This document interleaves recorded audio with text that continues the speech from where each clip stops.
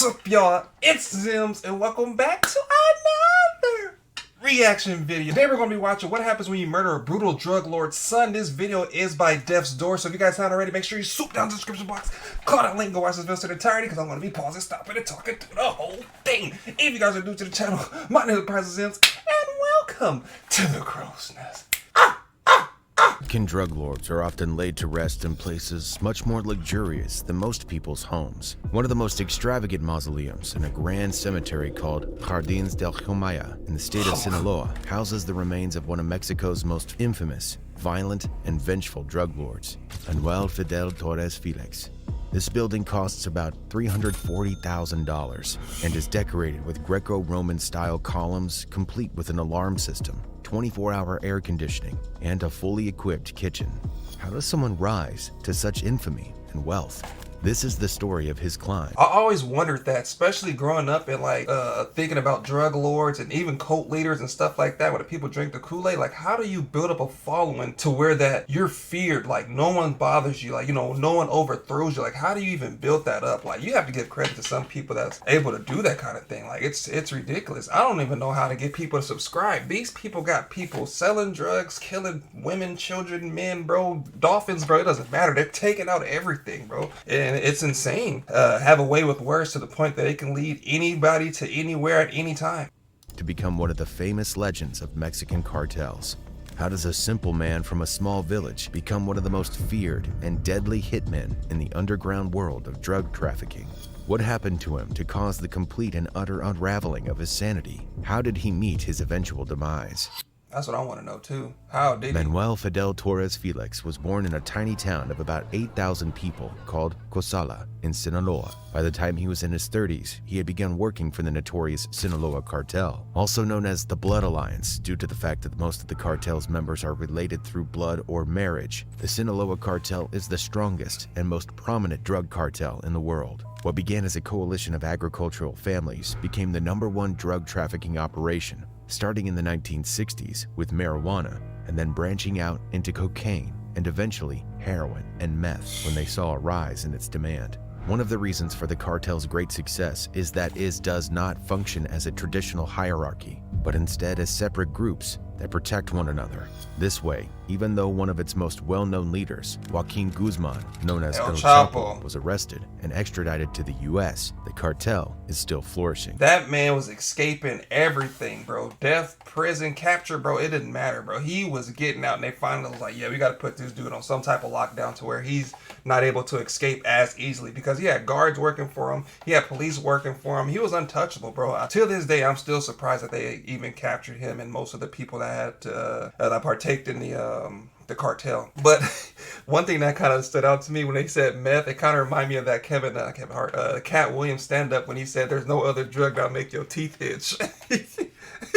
Guzman has been indicted by grand juries in 6 states, and the U.S. aggressively urged the Mexican government to send him here to face charges in an American courtroom. Torres' older brother, Javier Torres Felix, was already well established in the Sinaloa cartel by the time Manuel got involved. Javier was a protege of Juan Manuel Salcido Uteza, known as El Cochiloco, meaning crazy pig.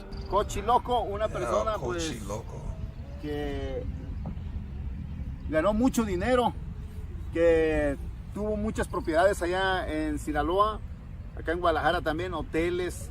Salcido lived a double life as a generous and friendly rancher in Coquimatlan in the state of Colima, even befriending the state's governor, Elias Zamora Verduzco.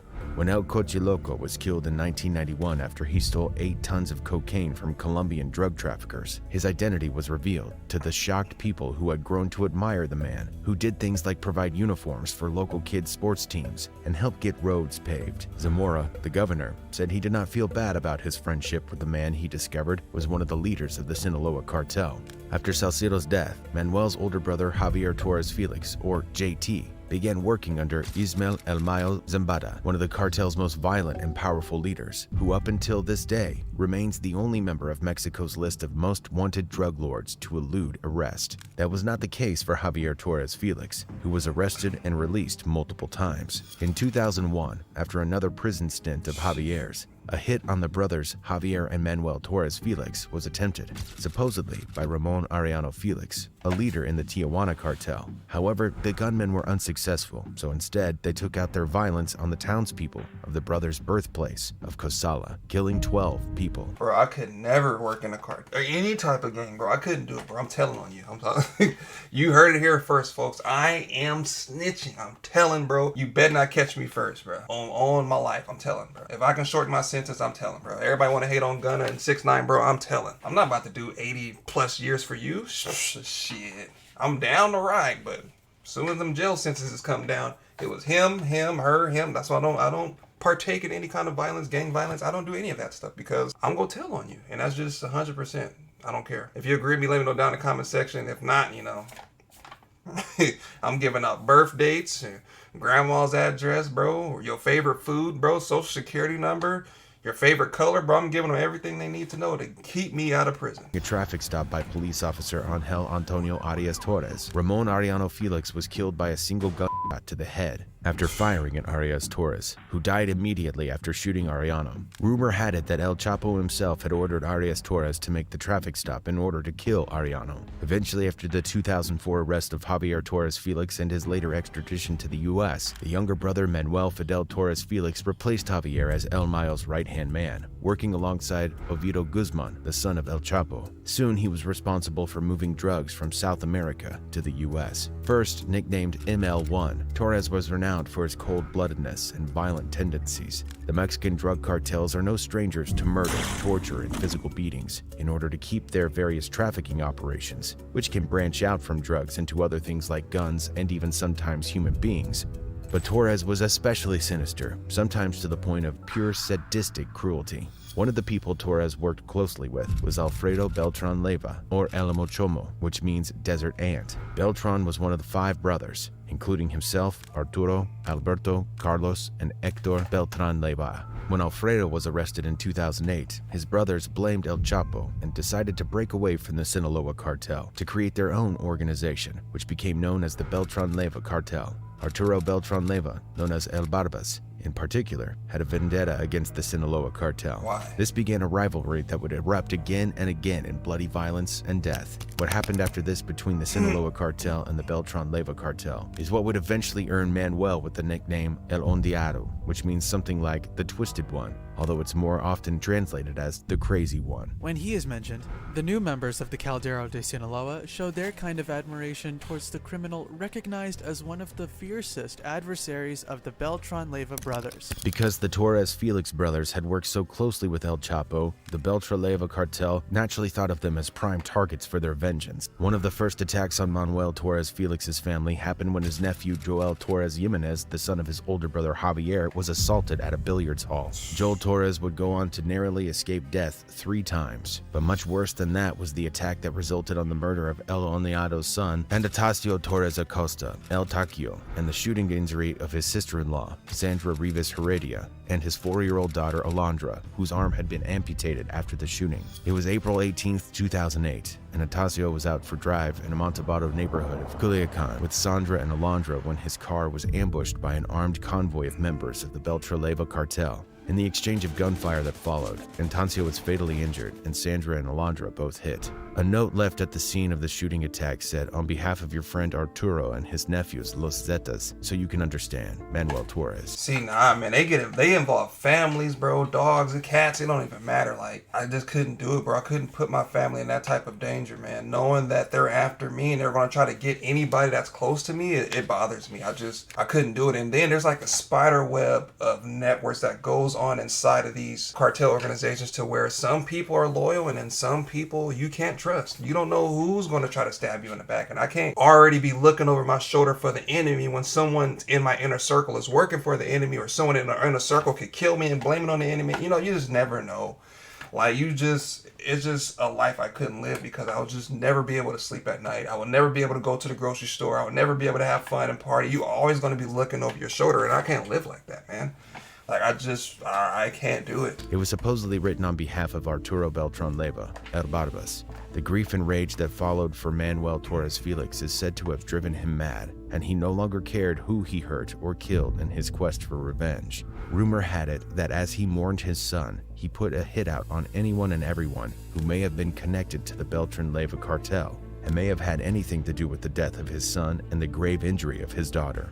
El M1 went into a mix of rage and painful grief over losing his son Tachio. It was that day when he found out about his son's death that he lost his mind. A few months after the attack, 2 men were discovered at the same spot, one inside a barrel with his head removed, and the other wrapped in a canvas with his thumb removed and an orange bow tied to his body. These orange bows were found on many other corpses found around the same time. There was a note attached to the man in the barrel claiming that the 2 were hitmen of Arturo Beltran-Leyva's, who were killed in order to teach respect for my children. 5 more corpses were found at the same location that very week. Most of the bodies had notes attached that seemed clearly to be from Manuel Torres Felix. Then on July 4th, 2008, a call was made to local police to report the discovery of a mysterious red sedan parked on the roadside. Inside the open trunk were several bodies, mutilated, decapitated, stuffed into plastic bags. One of the bodies was that of former commander of the state police unit, whose entire body had been torn apart, his limbs in one bag, head in another, and torso in another. Another one was placed next to the body of a snake. Reportedly, El Oneado had tortured any man connected to his son's death in their own home. A note was left that said, "For you to keep in mind, Arturo Beltran-Leyva, from El Oneado. If you're such a man, let's meet man to man. This goes to you, or your dog-eating, child-killing, police-killing chatos. You better shoot yourself. Stop doing these infamous acts. All of you together are too little for me alone." Some people say that over 200 deaths occurred in the weeks following El Tacho's slaying. Later that year, in September, the army raided a ranch used by narcos and seized guns and ammunition. They also found a photo of ML1 and his nephew, Misael Torres Urrea, known as M2. This photo basically went viral and appears in many stories, videos, and music videos about Torres. El Oneado's deathly feud with Arturo Beltran-Leyva was cut short with the death of Beltran. On December 11, 2009, Mexican authorities invaded Beltran's home in the middle of a lavish Christmas party, where even a Grammy-winning Latino musician was a guest. 3 gunmen were killed, but Beltran escaped. However, 5 days later, on December 16th, the same day that the heads of 6 police investigators were found impaled on a display in Durango, Beltran was located in a luxury hideout south of Mexico City. Over 200 officials invaded to capture him. In the ensuing gun battle, Beltran was fatally shot and killed. 3 other members of the Beltran cartel were killed, and another man jumped to his death in an apparent suicide. During that battle, a Marine named Mels Cadet Anglo Cordova was killed. Afterwards, he was awarded the highest military awards possible at a well-publicized and glorious funeral. But merely hours later, almost his entire family, his mother, sister, brother, and aunt, was slaughtered in an act of revenge. El Oneado finally met his end in a showdown with the Mexican government on October 13, 2012. After his death, the Mexican government claimed that they had dealt a damaging blow to the Sinaloa cartel. Although due to the non-hierarchical nature of the cartel, the effects of his death were hard to measure. It did show that the government was willing to go after the cartel's members, though, which may have struck fear in some of them. In the days following his death, flags and signs known as narconatos, or narco banners, started appearing around the town of Culiacan, placing blame upon El Mayo himself and claiming he had set up his own lieutenant to be killed. El Oneado is so famous, and in fact honored and respected in some ways, perhaps for his relentlessness in avenging the death of his son, that he is the subject of many narcos corridos, songs that tell the stories of various drug traffickers and their exploits. In these controversial songs, narcos are often elevated to an almost heroic status, as Robin Hood-like figures opposing the government. Bro, most people, the spot where they killed his son, he was placing bodies over there. Most people, when people die, they place like teddy bears and candles and stuff like that. Dude was placing limbs, guts, heads, bro, torsos, snakes. Bro, he was not playing around, bro. And then they killed dude's family, bro, for helping, man. The police lieutenants, bro, they had their heads on pikes and stuff like it's some kind of like green inferno or something, bro. It's too much. My blood pressure, my stomach hurt, man. Just thinking, I can't even only imagine some of the stuff. See, I couldn't even torture people. Like, oh man, I can't even imagine, bro. Like, I can't even look at the needle going inside of my arm at the doctor's office. I can only imagine, bro. How do you even stomach stuff like that? I wouldn't wish that on my worst enemy. One such song, which celebrates M1's love for Hummers and AK-47s, contains the following lyrics. Somos sanguinarios, locos, bien ondeados, nos gusta matar. These days, El Mayo still holds a high position, although his health is reportedly declining. What will happen next to the Sinaloa cartel remains to be seen, but it's indisputable that the violent reign of terror of Manuel Torres Felix is one of the most famous chapters of the cartel's history. What do you think? Will the Sinaloa cartel remain as powerful as it has been? What are your thoughts on this twisted story? Absolutely, it's going to remain powerful. Like they said, you kill one, and then somebody else is going to take their spot, bro. There's always going to be somebody to replace their spot. Now, is it going to be as effective or as, copacetic? Probably not. But then again, it could improve or it could get worse. I don't know. I would say I'm curious to see, but I'm not. I really wish that violence would not go this far, but it's life, and that's pretty much happening all over the world now. But if you guys enjoyed, don't forget this video is by deathdoor. Guys, want to see the original video, make sure you swoop down the description box, click on the link and watch that video's entirety, because I was talking and pausing and stopping it through the whole thing. If you guys are new to the channel, my name is Zems, and welcome to the Crow's Nest. Let me know down in the comment section what you guys think. Also, start sending video recommendations, because I am back. But again, thank you guys for watching, and I'll see you guys next time.